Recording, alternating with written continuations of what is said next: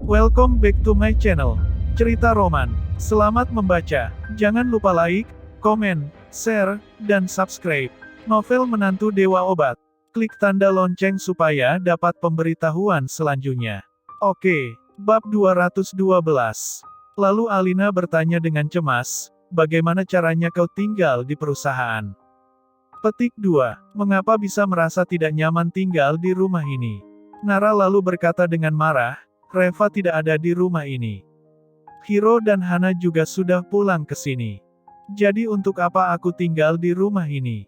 Ma, jika berita ini sampai tersebar keluar, apakah kau tidak takut dengan gosip-gosip iseng mereka? Dan tiba-tiba Alina terdiam. Ucapan Nara ada benarnya juga. Dengan kedua putrinya yang tetap tinggal di sini dan Hiro yang kembali ke rumah ini, jika sampai orang lain mengetahuinya akan mencoreng muka keluarga mereka. Mereka masih berharap Nara akan menikah dengan keluarga kaya di kemudian hari. Jika masalah ini sampai membuat reputasi Nara menjadi jelek, lalu bagaimana dia akan menikah ke dalam keluarga kaya nantinya? Lalu Nara pergi dengan barang bawaannya. Hiro ingin menangis tetapi tidak dapat meneteskan air mata. Sekarang dia tidak bisa menghindar lagi meskipun dia sangat ingin. Dan pada saat ini Axel telah selesai makan dan melemparkan mangkuk itu kepadanya sembari berkata, Hiro, mangkuknya dicuci ya. Dan juga, jangan lupa untuk menyiapkan makan siang. Petik 2. Di dalam kulkas hanya tersisa setengah ekor ayam. Kau pergilah ke supermarket untuk membeli ikan, udang dan yang lainnya. Kita akan makan siang jam 12 teng. Jadi ingat untuk mempersiapkannya terlebih dahulu. Setelah mengatakan itu kemudian Axel menyilangkan tangannya ke belakang punggung dan keluar dari sana. Alina juga ikut berkomentar, Hiro, baju yang ada di kamar mandi juga nanti sekalian dicuci. Mantel aku itu tidak bisa dicuci dengan mesin. Harus dicuci dengan tangan. Petik 2. Dan juga, ada 3 pakaian berwarna putih yang tidak boleh terkena sinar matahari. Jadi cukup kau gantung saja di tempat yang berventilasi. Oh ya, jangan lupa untuk membuang sampahnya juga ya. Petik 2. Lalu sepasang orang tua itu pergi dan meninggalkan Hiro dan Hana yang saling menatap. Dan sekarang mereka baru menyadari bahwa mereka telah salah membuat keputusan untuk pulang dan tinggal di sini. Tetapi, untuk saat ini mereka juga tidak mungkin untuk menyesalinya lagi. Di sisi lain, Reva tidak pergi ke rumah Nyonya Meng. Dia langsung pergi ke rumah sakit untuk bekerja. Nara juga pergi ke perusahaan dengan barang bawaannya. Dan untuk beberapa hari ke depan, dia akan tinggal di perusahaan untuk sementara. Di belakang kantornya ada kamar tidur yang besar. Dulu saat Nara lembur dia akan tinggal di perusahaan. Nara berencana untuk membeli sebuah rumah baru setelah dividen perusahaan diterima dalam 2 bulan ini. Jadi dia dan Reva dapat tinggal bersama di rumah itu. Rumah impian Nara sebenarnya adalah rumah di Lavender Garden. Dia masih mempertimbangkan apakah akan mencari Tiger dan membicarakan masalah rumah ini dengannya. Dia berencana untuk menyewa salah satu rumahnya dulu sehingga dia dan Reva akan tinggal di sana untuk sementara. Nanti ketika dia sudah mendapatkan untung yang lebih banyak di kemudian hari dia baru akan membeli rumah yang dia sukai.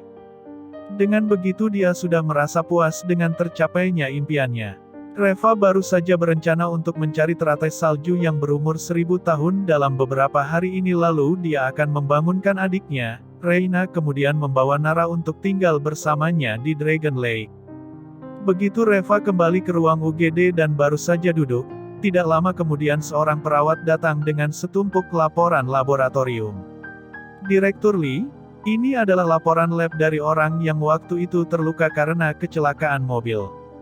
Petik 2. Reva tahu bahwa orang yang terluka, karena kecelakaan mobil yang dimaksud itu adalah Anya dan putrinya. Reva melihat sekilas laporan itu dan melihat masalah yang mengejutkannya. Laporan laboratorium itu menunjukkan bahwa golongan darah Anya sama sekali tidak cocok dengan putrinya. Jika dalam situasi yang berbeda, Reva tidak akan terkejut. Golongan darah anak yang tidak mengikuti ibunya biasanya mengikuti golongan darah bapaknya. Tetapi darah Anya ini agak rumit. Dalam darahnya mengandung zat khusus yang disebut proton. Jenis darah semacam ini tidak memiliki konsep apapun dalam pengobatan modern zaman sekarang. Tetapi karena Reva telah menerima ilmu warisan dari leluhurnya itu sehingga penjelasan mengenai darah murni ini ada dijelaskan di dalam ilmu itu. Anya memiliki aroma yang aneh di tubuhnya. Wajahnya yang cantik dengan kulitnya yang begitu putih hampir terlihat transparan seperti lemak yang kental tidak seperti kulit manusia pada umumnya. Meskipun kulit Nara juga sudah sangat bagus tapi jika dibandingkan dengan Anya masih berbeda jauh. Dan ini adalah karena darah murni yang dimiliki Anya. Darah murni seperti ini hanya dapat muncul dalam darah seorang wanita. Ia dapat memperbaiki sel kulit wanita dan memperlambat penuaan. Dan yang paling penting adalah bahwa wanita yang memiliki darah murni seperti ini pasti akan memiliki aroma yang khas. Pada zaman dahulu ada seorang selir bernama Selir Kimi juga memiliki darah murni seperti ini jadi di tubuhnya tercium aroma yang aneh. Seorang wanita yang memiliki darah murni seperti ini belum tentu akan melahirkan anak yang juga memiliki darah murni seperti ini. Namun, bisa dipastikan golongan darah anak ini pasti akan mengikuti golongan darah wanita ini. Dan sekarang Anya dan putrinya malah memiliki golongan darah yang berbeda. Ini pasti ada penyebabnya. Setelah berpikir sejenak, kemudian Reva memutuskan untuk mencari Anya dan memberitahukannya mengenai hal itu. Jangan lupa like, dan subscribe, agar admin lebih semangat untuk menyajikan kontennya. Bab 213. PT Smith, Kantor Anya. Anya hari ini mengenakan pakaian profesional yang terlihat elegan dengan rambut panjangnya yang diikat ke belakang memperlihatkan bentuk tubuhnya yang sempurna. Dia membawa aroma aneh di tubuhnya sehingga tercium di seluruh kantor. Setelah apa yang terjadi tadi malam, akhirnya Anya dapat melihat kekuasaan Reva untuk yang pertama kalinya. Dulu dia merasa bahwa latar belakang Reva yang hanya dari keluarga Su itu bukanlah seorang pria terpandang. Tetapi sekarang dia baru sadar bahwa dia terlalu naif. Saat melihat Reva lagi, Anya juga merasakan emosionalnya sedikit bergejolak. Meskipun tadi malam masalah yang ditimbulkan membuat situasinya tidak terlalu menyenangkan, tetapi dia tetap dipuji oleh 10 keluarga terpandang itu. Tidak karena hal lain, tetapi hanya karena Austin dan Brad saja yang telah menghadiri resepsi itu secara langsung sehingga telah meningkatkan nilai dari resepsi genting tersebut. Di kemudian hari, 10 keluarga terpandang ini pasti akan dapat menarik lebih banyak petinggi ke resepsi genting ini. Sedangkan geral yang lainnya, mereka semua langsung dijemput pulang oleh kepala keluarga mereka masing-masing. Tentu saja, setelah tiba di rumah mereka semua juga tidak bisa menghindari hukuman yang telah disiapkan oleh keluarganya. Dan di antara mereka, hukuman yang terberat adalah Dylan dan Shiro. Kedua orang ini langsung dibatalkan sebagai ahli waris utama. Dylan bahkan dikeluarkan dari perusahaan. Sebelumnya dia adalah CEO perusahaan itu tetapi sekarang posisinya telah dicabut. Lalu keluarganya dengan cepat menempatkan adik laki-laki Dylan sebagai CEO dan menjadikannya sebagai penanggung jawab utama perusahaan. Status kedua orang ini juga dengan cepat tersebar ke seluruh kota. Mereka yang dulunya begitu bermartabat dan tak tersentuh di kota Carson sekarang levelnya langsung jatuh drastis seperti dijatuhkan begitu saja dari tempat yang begitu tinggi. Orang-orang yang sebelumnya tidak pernah mereka pedulikan sekarang mereka semua dengan berani berteriak dan minum-minum di depan mereka. Mereka berdua sekarang baru menyesali perbuatannya. Mereka sama sekali tidak menyangka bahwa Reva akan memiliki kekuasaan yang luar biasa. Andai saja mereka berdua tahu lebih awal bisa dipastikan tak ada satupun dari mereka yang berani menyinggung Reva. Tuan Lee, sikap Anda benar-benar terlalu sederhana. Aku sama sekali tidak menyangka bahwa Tuan Austin dan Direktur Brad akan pergi ke resepsi genting itu demi Anda. Petik 2. Resepsi genting kali ini bisa dikatakan adalah resepsi genting terbaik dengan nilai tertinggi sejak diselenggarakannya resepsi genting ini pada pertama kalinya. Ujar Anya sambil tersenyum. Reva, Direktur Anya, aku sengaja datang mencarimu karena ada sesuatu hal yang ingin aku katakan kepadamu. Melihat ekspresi Reva yang serius, Anya juga ikut duduk dengan tegak. Tuan Lee, silahkan. Reva tampak ragu-ragu sejenak lalu berkata dengan suara rendah, "Direktur Anya, apakah kau pernah melakukan tes DNA pada putrimu?" Petik 2. Raut wajah Anya langsung tampak sedikit berubah dan berkata, "Mengapa tiba-tiba Tuan Li menanyakan ini?" Lalu Reva dengan serius berkata, "Karena aku curiga, putrimu itu mungkin bukan putri kandungmu." Petik 2. Kulit wajah Anya langsung berubah dan dia menatap Reva dengan ekspresi terkejut. Seolah-olah dia telah melihat hal yang begitu luar biasa. Reva yang melihat ekspresi wajah Anya juga tidak bisa menahan diri untuk terkejut. Anya tidak terkejut tetapi tertegun. Jangan-jangan Anya sudah mengetahui tentang hal ini. Setelah keheningan yang ada di antara mereka selama beberapa saat lalu Anya berkata sambil berbisik, "Tuan Li, bagaimana kau bisa tahu? Reva, kalian waktu itu terluka sehingga di rumah sakit memiliki lembar tes dari kalian berdua." Anya, "Tetapi, itu kan hanya lembar tes golongan darah dari aku dan putriku, bukan ayahnya." Petik 2. Bagaimana kau bisa mengatakan bahwa putri aku itu bukan putri kandungku sendiri?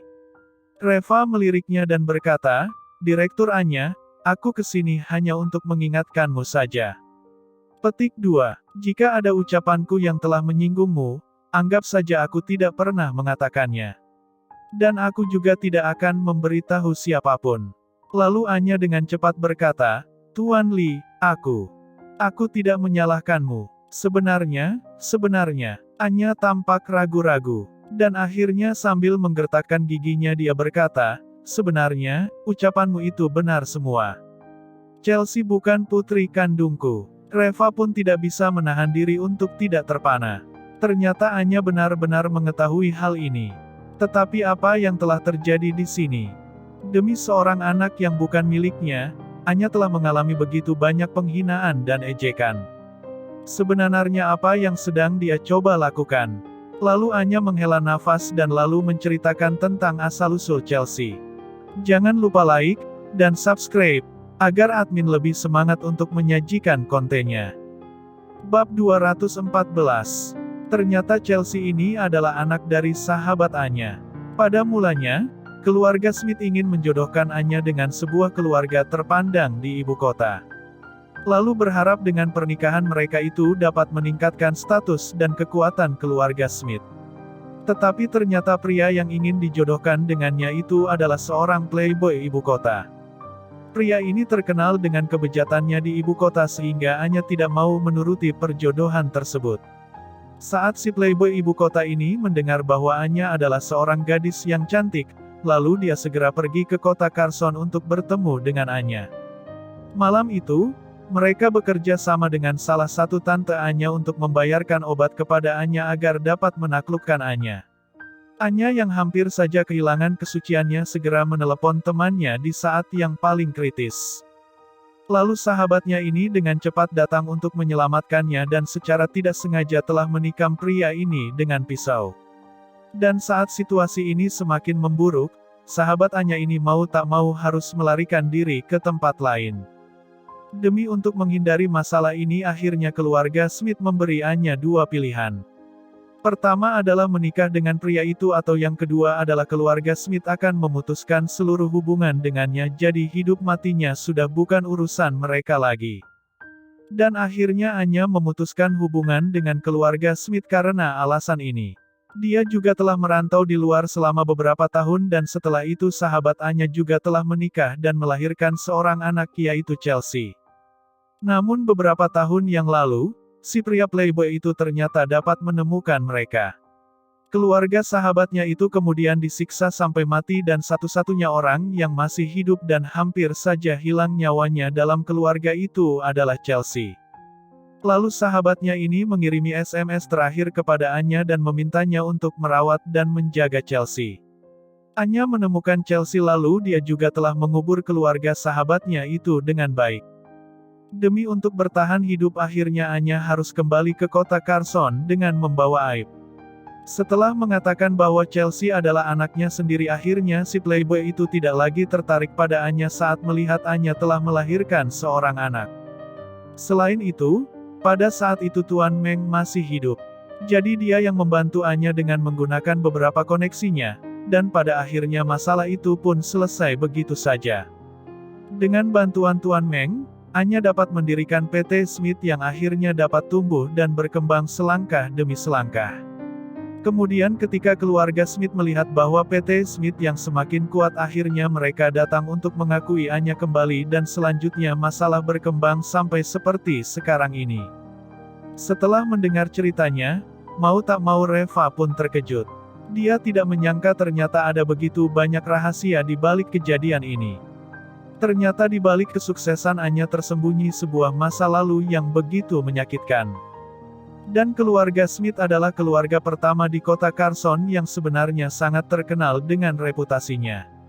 Lalu Reva berkata, "Direktur Anya, sebenarnya kau tidak perlu menceritakan semua ini kepadaku.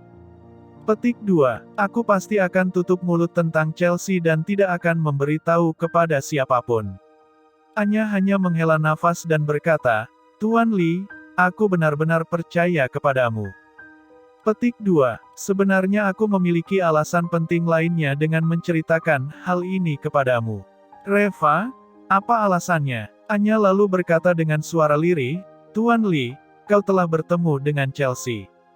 Menurutmu bagaimana kesehatannya?" Reva memikirkannya dengan seksama dan berkata, "Penyakit jantung bawaan bukanlah penyakit yang serius. Aku dapat membantumu untuk mengobatinya." Petik 2. Anya lalu menggelengkan kepalanya dan berkata, "Tuan Lee, situasi Chelsea tidak sesederhana itu." Oh, Reva langsung terkejut dan bertanya-tanya, bagaimana mungkin dia bisa salah? Anya lalu berkata, "Aku akan memanggilnya. Bagaimana kalau kau melihatnya dengan lebih cermat?" Reva mengangguk. Tidak lama kemudian, sekretaris Anya datang bersama Chelsea. Kesehatan anak itu sudah pulih kembali. Tetapi dia berjalan dengan perlahan dan tidak berani berolahraga dengan berat. Saat melihat Chelsea lagi, alis Reva berkerut. Keadaan anak ini agak mirip dengan anak Herman, tetapi matanya benar-benar tampak tidak bersemangat seperti tidak ada energi. Dia tampak pucat dan memiliki aroma yang aneh. Bukan aroma parfum tetapi aroma khas obat China. Sangat aneh sekali. Tiba-tiba Reva menyadari bahwa dia memang telah melakukan kesalahan. Malam itu dia benar-benar telah dibuat sangat kesal oleh Nadine sehingga suasana hatinya begitu kacau. Selain itu pada malam itu langit juga sangat gelap, jadi dia tidak terlalu fokus kepada situasi Chelsea. Sehingga dia juga melihatnya dengan jelas. Sekarang setelah Reva melihatnya kembali, dia baru sadar bahwa situasi Chelsea sangat serius.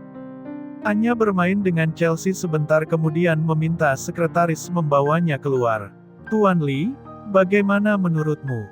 Reva mengerutkan keningnya dan menatap Anya untuk beberapa saat lalu berkata, "Direktur Anya, seharusnya anak ini bukanlah manusia hidup." Petik 2. Bersambung di channel cerita roman selanjutnya. Jangan lupa like, komen, share, dan subscribe. Novel Menantu Dewa Obat.